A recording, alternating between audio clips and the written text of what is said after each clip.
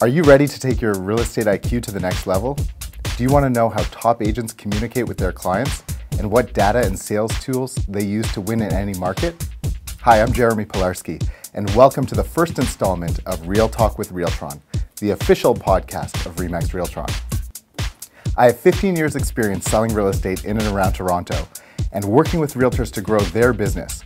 But what I really love doing is just talking shop with realtors who are passionate and professional.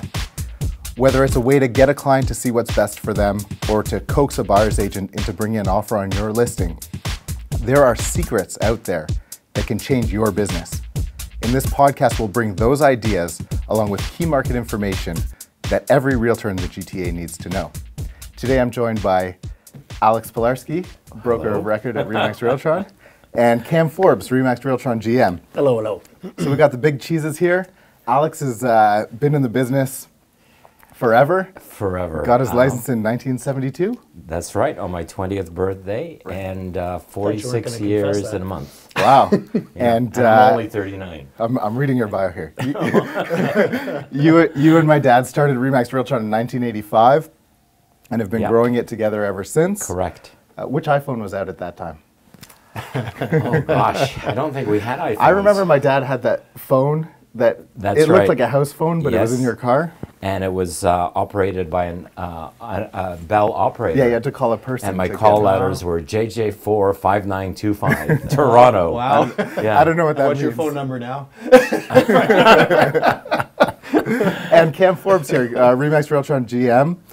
Been with us since 2013, and prior to that, had a long career, including being the Associate Vice President of Royal LePage for 13 years. 13 years, you got it, Jeremy. Great.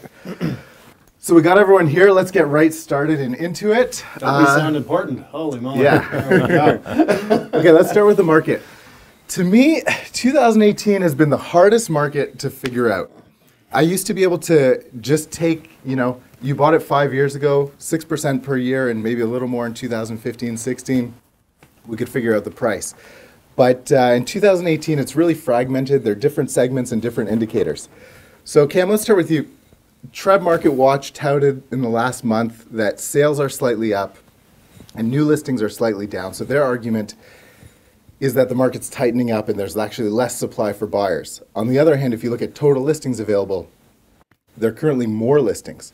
So what's your feeling? Where are we in the market right now? What type of market do we have? Yeah, sure. Thanks, Jeremy. So I think the key thing in big picture is that we're in a good overall, balanced, even maybe a seller's market, you would say, still in the overall market. I think most people are of the view that we're not, right? I think a lot of people, whether it's agents or consumers out there, are thinking, hey, we're in a buyer's market. Just they've heard so much, I'll call it the negative, press that's been out over the last year. We have had a changed market. It's a different market than a year ago. We've got areas that are buyer's markets. We've got areas that are balanced, and we've got areas that are seller's markets, right? So that's really the story. You got to really drill into the local area. And it's key that you know your area. Yeah, absolutely. Right. Yeah. So just for the record, a balanced market is where there's 4 to 6 listings for every sale. So right away you understand that not all listings sell. Right. And by the way, that balance, we haven't had that for, let's say, 3-4 years at least. Oh, gosh, try 10 maybe. Yeah, longer. Yeah, longer. Yeah. A long time. Yeah. So that's a balanced market, and that gives an average buyer and seller time to find a property, negotiate, and work on a deal, as opposed to what we had for the last 5-6 years, which was literally a seller's market where there were less than 3 listings for every buyer. Right. So there was a lot of multiple offers, prices increased dramatically. And then the last buyer's market that I remember that was solid for the whole GTA was 1991, where we had one listing selling for every 10 listings. Right. And not in my lifetime. And that's a challenge we're experiencing today. Right. Most agents have had their license less than 7 years. Right. So they've never experienced this marketplace, whereas Cam and I have. We've been through these markets multiple times. Right. So we're going to talk about a lot about how to handle sellers' expectations and dealing with sellers, because I think this is, right now, it's the most key thing. Just to finish up on the market, condo prices have really led any growth we've had in Toronto. I'm wondering, with particularly new condo prices going up so much, and even, you know, all these builders are canceling their projects because they think they can resell it for more in a couple of years. Right. You know, we all hope the market doesn't crash, but we hope they get hurt from that somehow. But you know, with condos going from, you know, $800 a square foot was a lot 2 years ago. Now it's $1,400 a square foot. Right. Well, yeah. Can this continue? You know, yes, the condo segment has increased. It's there are a lot of millennials, there are a lot of young people. That's all that they can afford is that $500,000 to $800,000 price range. What's interesting is that in the previous years, the builders would say, okay, today's market value is $700 a square foot. Come buy it, and in 4 years, chances are it's going to be more. Right. Today, the builders are saying in 4 years' time, when this project is finished, it'll be worth $1,400 a square foot. So you should buy $1,400. You should pay $1,400 a square. No. That makes no sense. Yeah, they're kind of taking the profit already. Correct. And because the public is so hyped to saying, oh, condos are a great investment, we see people going into properties that are not a good investment. Right. And really, this is the proof of why you need a good agent to represent you. Right, and from the agent's point of view, certainly it's easier to sell new condos. You send someone a floor plan, you bring them to a beautiful sales center. There's no tenant in there messing up the place. It's clean. Absolutely. You're selling the dream a little bit. Yeah. But I think right now, if you can get a place that's $300-400 cheaper than what the builder's asking, and you can rent it out for 5 years while it's waiting, certainly seems like a better investment. No question. Yeah, no question. And this is coming back to your point, this is why the condominium market has been so strong. Right. So because it makes sense monetarily, because this is the affordability factor. So yeah, the condominium market has been leading. Right. And rents are strong as well. And so it's rents supported. are strong and increasing. Rents are good. Yeah. Yeah. We used to talk about that when I remember condos were $300 a square foot. Yeah. When I bought my first condo for it was just over $300 a square foot. I grabbed my pen. I said, okay, I might never be able to sell it, but I'll do it. And, you know, who knew? Yeah. Yeah. So, but at that time, it was a lot of it was talked about. Well, you know, do rents support the sale price? And I think in terms of resale, I think rents still support it. So I think Definitely. we're strong in that. Yeah, definitely. So let's head back to you were mentioning. Well, let me tell you one more Go factor ahead. which we have sort of joked about. Yeah. But the cannabis trade is going to bring in many tourists from the States primarily, who are going to come to sample our wares. And Airbnb is going to do very well. Downtown condos are going to do very well. And I was just listening to a news report of in Denver, because in Colorado it became legalized 4 years ago. Right.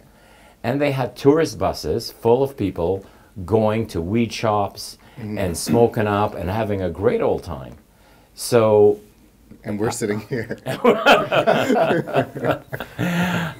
so yeah, you know, that is only going to increase the value Right. of properties, because a lot of people are doing Airbnb Yeah. these days. Not to mention Uber and Microsoft and all the companies coming to coming. Toronto, That's- but it's probably the weed. Exactly. The weed is It's the all weed. about the pot. Yeah. So with that, heading back to more the freehold market and the surrounding areas, a lot of like York Region, east and west of the core. If 1 in 4 or 5 listings are selling, or even worse in some cases, how do you prime sellers? How do you prime sellers when you're taking the listing to help them understand that you're not going to sell the first day, first week? How do you set them up for what indicators to look for? What's a good talk? That's such a good question. Yeah. And I think it starts off with an attitude that our job as real estate agents is to be consultants. And as a consultant, we are obligated to share and share information and educate our clients, whether they be buyers or sellers. So step number 1 is doing a proper CMA, being experienced in the area, because different areas have different characteristics, and working with the seller so they understand what's happening. Right. And ultimately, it's a question of, is the seller serious about moving forward?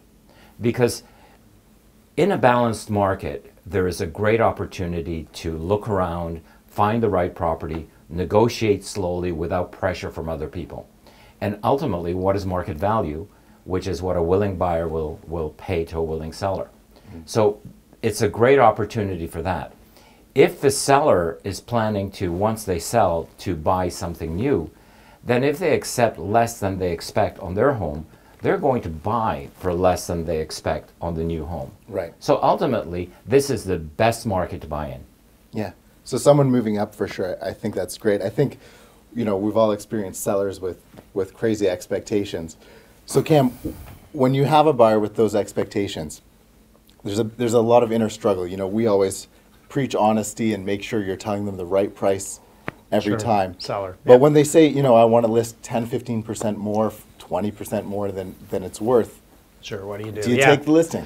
Yeah, it's a great question. And, I always love this phrase just to pick up on what Alex said in terms of what our role is as an agent, right? So consumers really are bombarded with information, but they're starved for knowledge, right? And that's the place of the realtor. It's to provide the knowledge because they've got tons of information out there, but they don't know what to do with it. They don't know what it means, right? So for a seller who's selling their home and believes their home is worth more, it could be just because a property on the street had sold more. It could be a property on the street that sold last year that had sold for a certain price, right? They're comparing to the wrong thing. And it could be a neighbor who's giving them a price that never occurred. Absolutely, absolutely. So you've got to be open, honest, and manage expectations. So you do have to say that your home in this marketplace is likely going to sell over this period of time. Here's the value, here's the comparables, here's the the CMA details, the comparative market analysis details that Alex is talking about.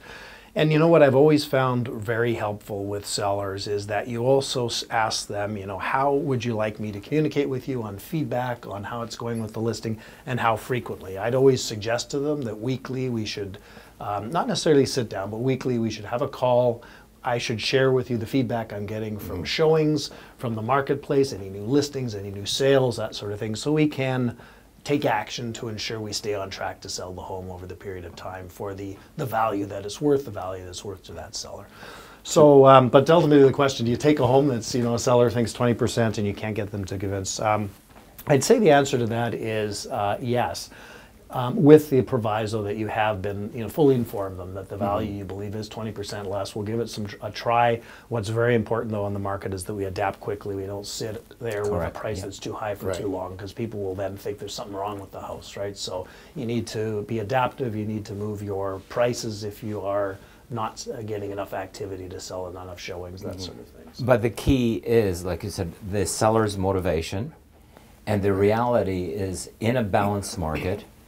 Let's say there are 5 listings for every sale. Which one do you want to be? Do you want to be the one that sells or the 4 that don't sell? Right. Which also means, what is your motivation? How serious are you about moving? And if you're not serious about moving, then let's not bother. If you are serious but want to try the market, okay, we'll try, but you have to understand that chances are it's not going to happen. And the good news is, if you sell a little bit for less than you expect, you're going to buy for a little bit less than you expect. I'm going to ask you about your 5% rule in a second. Sure.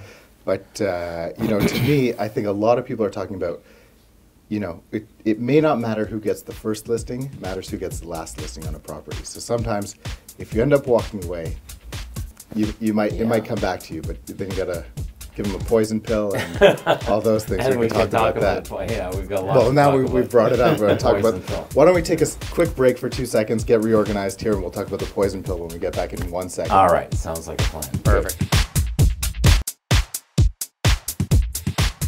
Hi, I'm Robin, your digital marketing strategist. It's all about buyers.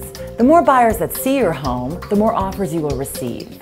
And the more offers means you will get the best price, terms, and conditions for your home. RE/MAX Realtron's exclusive Ultimate Exposure System will showcase your home to more buyers in more places. How? It starts with beautiful, cutting-edge, high-definition photos capturing your home in the best light possible. We then use those photos to create eye-catching photo galleries, slideshows, and color-printed feature sheets. We then give your home a custom web address and feature it on up to 12 social media sites, giving your home that extra lift to reach more qualified buyers faster. Ultimate Exposure features an online lead generation form, making it easier and faster for people to inquire about your home and for your RE/MAX Realtron agent to respond quickly. We will also upload your property to the Toronto Real Estate Board's MLS system, Realtor.ca, and RE/MAX's multiple worldwide multi-language sites for added exposure. And so you know Ultimate Exposure is working? Your agent will provide you with a weekly user visit tracking report to directly show you the engagement and interest all of our promotional activities have generated. Attracting buyers is just the start of a successful sale. Responding to inquiries is equally as important. That's why RE/MAX Realtron is open later and longer than any other company, to make sure that calls that come in on your property are handled in a professional manner and you never miss a showing on your property. You can feel confident that your home is in the best hands, online and off. Without a doubt, RE/MAX Realtron's Ultimate Exposure will help you sell your home faster and for top dollar.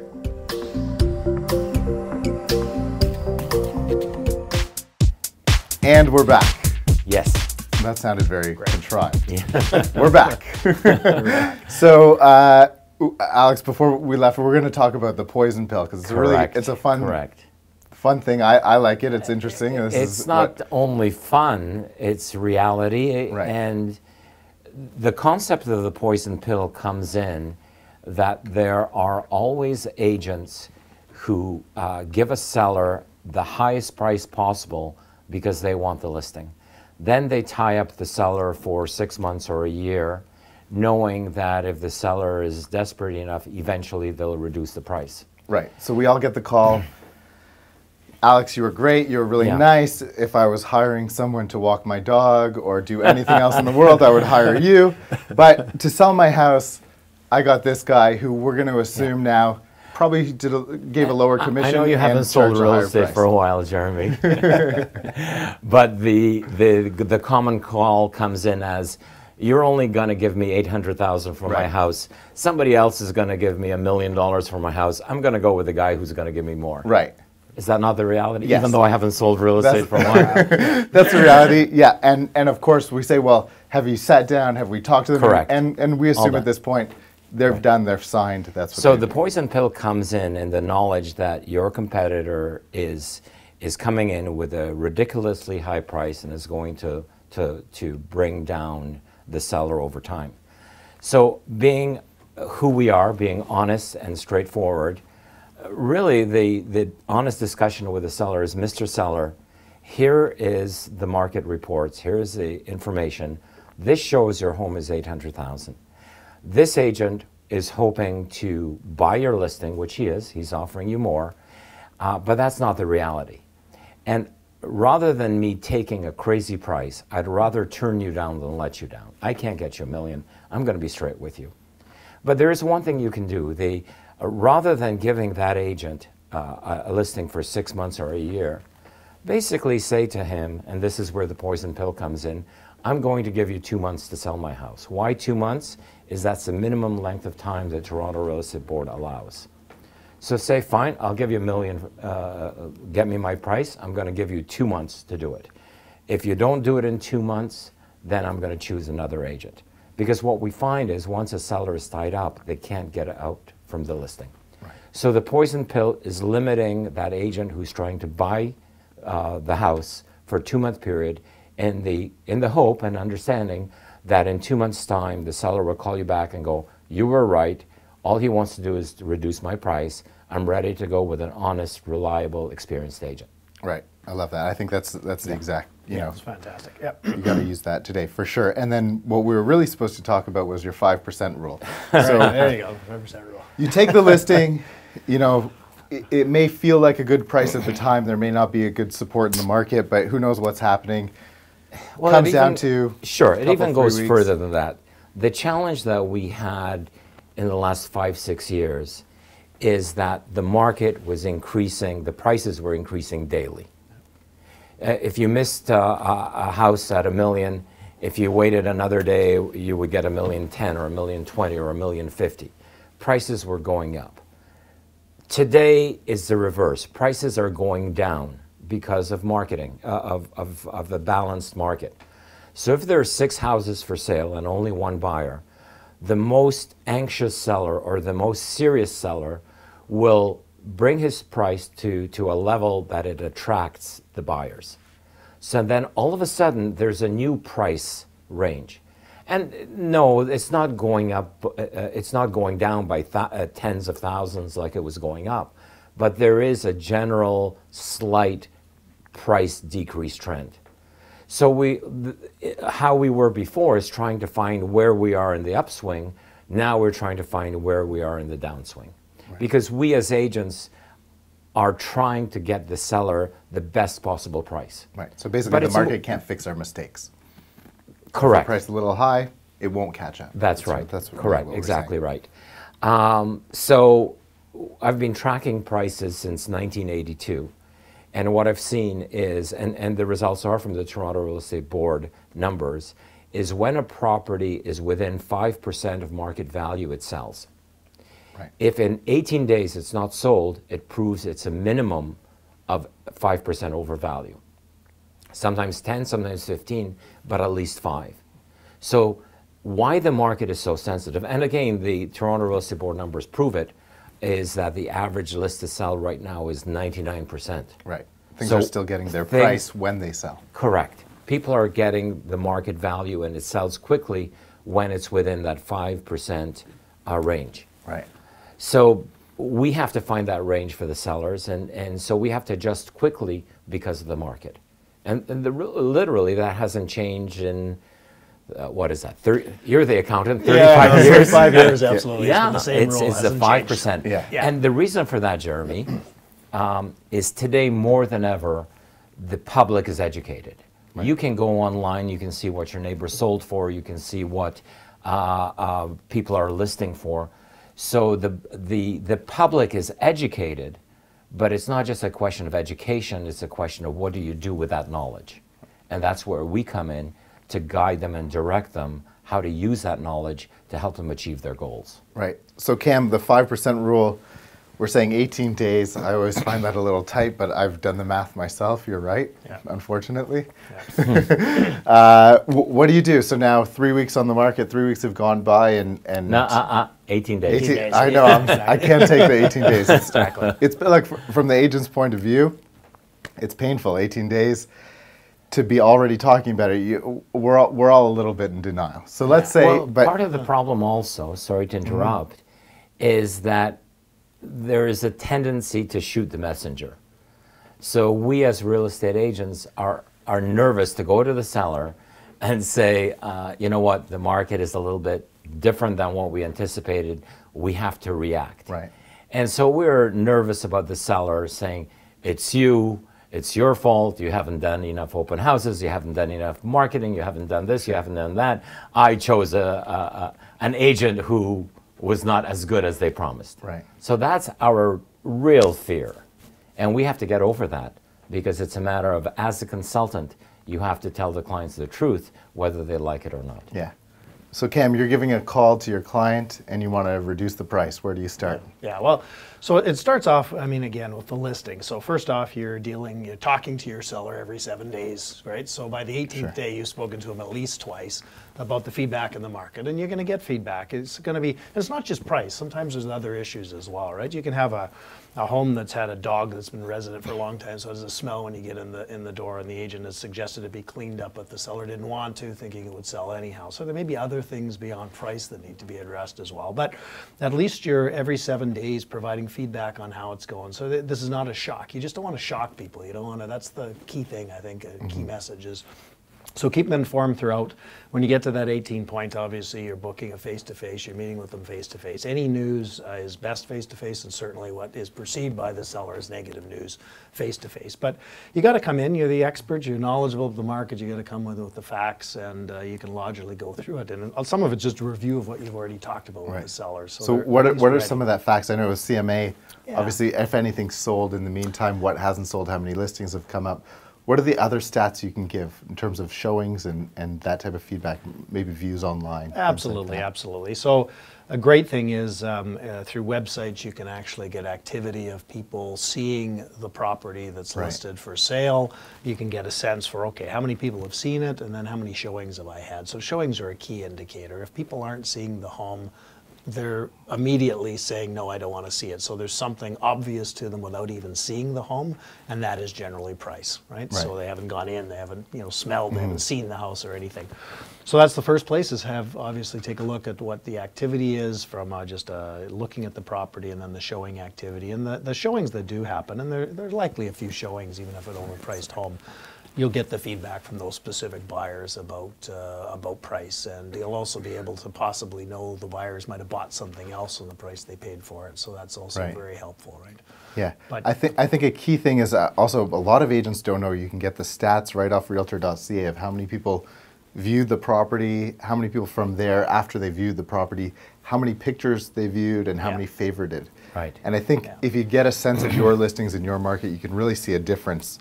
Sure. And then virtual tour statistics. Correct. Like our ultimate exposure program that we have, again, we put our listings on multiple websites.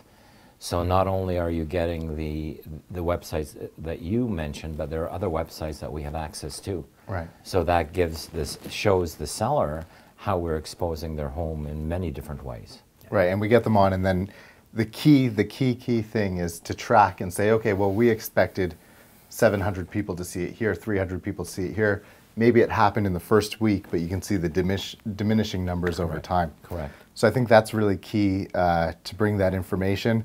And then again, we're just talking about being honest, right? That's the key. That is the key, and part of that is sharing what we just discussed, but sharing with the seller the other marketing things that we've done. Right.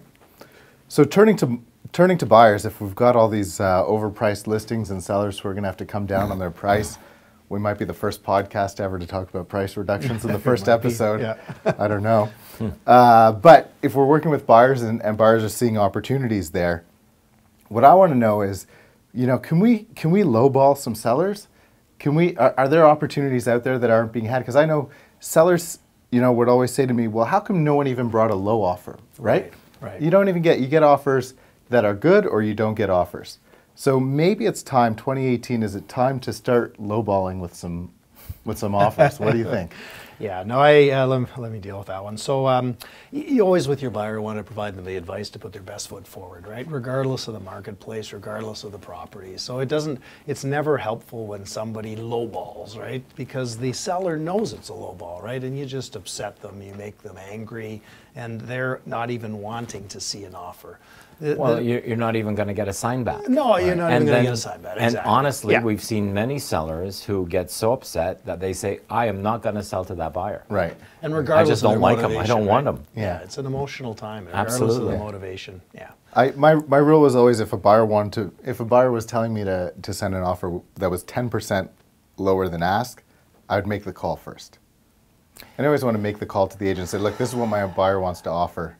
Well, I think this is where the time has changed. Yeah. We as real estate agents get paid when we're talking to people. And the last 4 or 5 years, the market was so strong that you could get away with not talking to people. You had the buyer go to the open house, look at it, you like the house, here's the offer, sign it, send it back to me.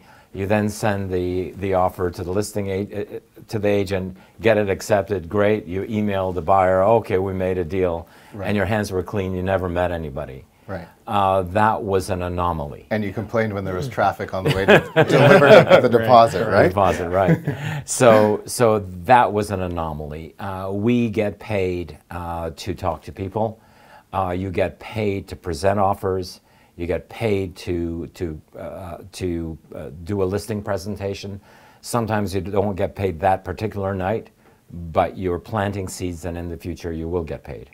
And why it's important to present your own offer is because you don't really know what the seller's objectives are and the reasons why they're asking their price. Yeah. And you don't know how flexible they are. Right. And ultimately, you've got to work with a listing agent to put together a sale that the willing buyer is willing to pay a willing seller. That's market value.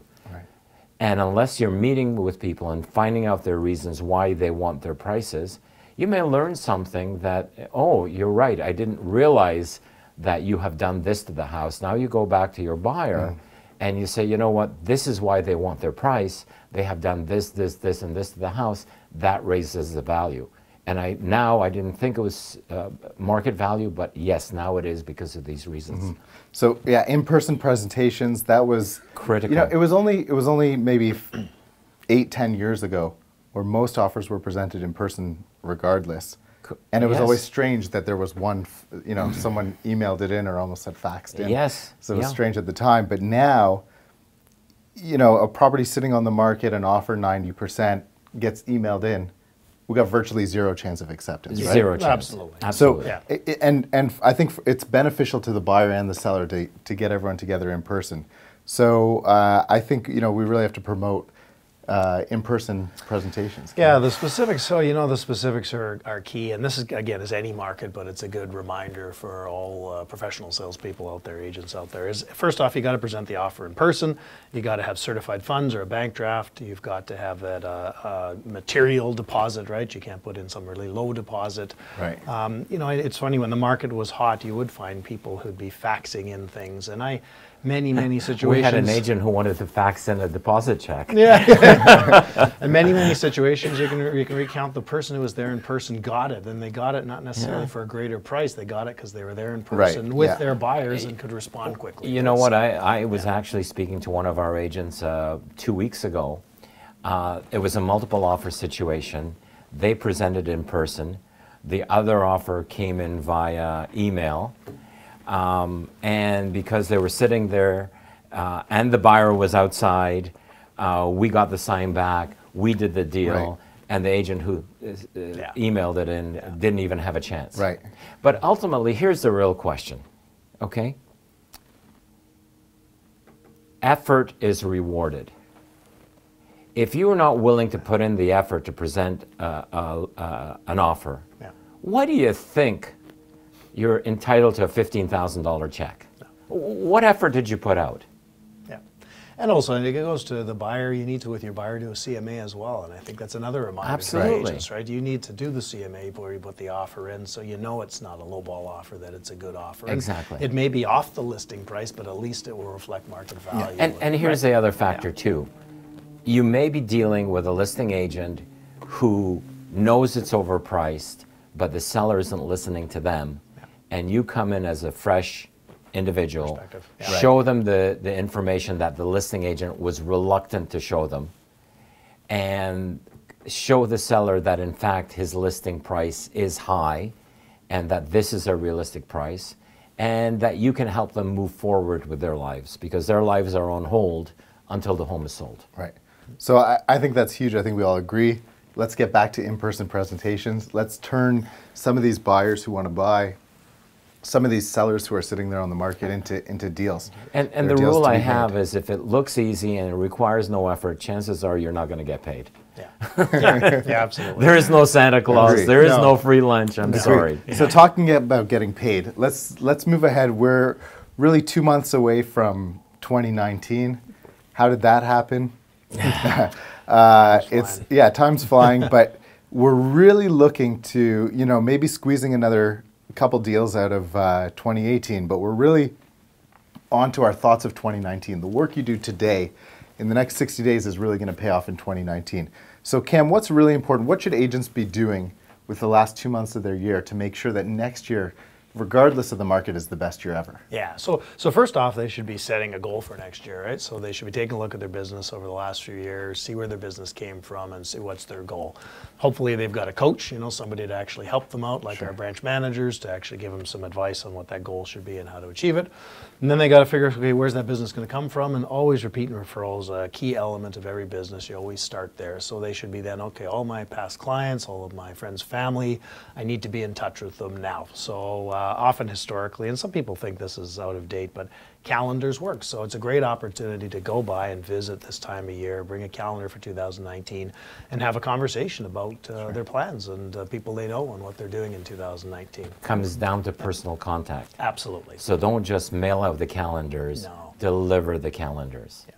And it's interesting, you know, you just stole my November power meeting, which is 2019, your best year ever. Right. So that's what I'm going to talk about at each branch is my power meeting is how do you make 2019 a great year? And as Cam says, it starts with today. Yeah. Because now is the start of how to plan and get ready for 2019. If you are going to wait to plan and start 2019, you're not going to get started till the end of February. So and you're down 2 months. So good. Exactly. You So lost 2 months. let's totally blow your power meeting for next month. No. So really, what I'm hearing is the number one thing is set a goal. Know your numbers Yeah. and set a goal. Yes. Know your numbers and set a goal. And after you set a goal, you want to visit in person, and whether you're giving calendars or whatever people do, everyone's got their own exactly. thing. Yeah, yeah. Starbucks cards, Christmas cards, Yeah. whatever. The full gamut. Yeah. Lots of different things, but get there in person. Yes. And spend all your time visiting your clients, particularly in December as things get a little bit quieter. And then 2019 is off and running. And what's one tidbit? Let's give our last thing. What's one little prediction for what's going to happen in 2019 in terms of market or in terms of whatever is happening in our marketplace? What do you Yeah. think? What do you think is coming My forward? view is, and Alex will give his thoughts too, and we may or may not completely You can't agree, stop me but, from giving my yeah, no, thoughts. exactly. But I think it's going to be the same as what we got now. So it's a balanced, some places seller, some places buyer market. So it's still a good market, and I think the advice to our agents or any agents, right, is they've got to look big picture. This is an okay market. It's a good market, right? You can't get down in the dumps. You can't think it's not a good market, but you have to have activities. You have to actually work to do the business. Get the business. Those agents that are great will get more business next year, and those agents that are not, that may work less, that aren't serious about it, will lose business. So there's a great opportunity for serious professional realtors to do even that much better in this type of market, though, when the market is what it was 2 years ago. Stay positive, find opportunities. Yeah, I do agree, Cam. You agree? I am. Oh my goodness. It's never happened before. Sort of. Sort of. Yeah, you gotta have that. I just don't want to make you feel bad. No. You'll say I agree, and then you'll say the total opposite. Go ahead. What's really I key for think the 2019? number of sales is going to be the same as it was this year, roughly 85, 90,000 listings sold. Yeah. But there's going to be more listings available. Yeah. So it's going to be a little bit of a softer More to the market. balanced side. I am concerned with interest rates going up a smidge, which is again going to take some people out of the market. That's the bad news. The good news is we're going to have 85 to 90,000 listings sold. And for every listing sold, there's a buyer. So there are going to be transactions, but they're going to be for those agents who work. And honestly, real estate is a simple business. It is meet people, talk to people, get them to like you, help them solve their real estate problems, and stay in touch. We have a lot of agents who don't want to meet people and don't want to stay in touch, which leaves the two middle. And it ain't going to work. No. You got to talk to people. And unless you do that, you can't have a real estate career. So talk to people.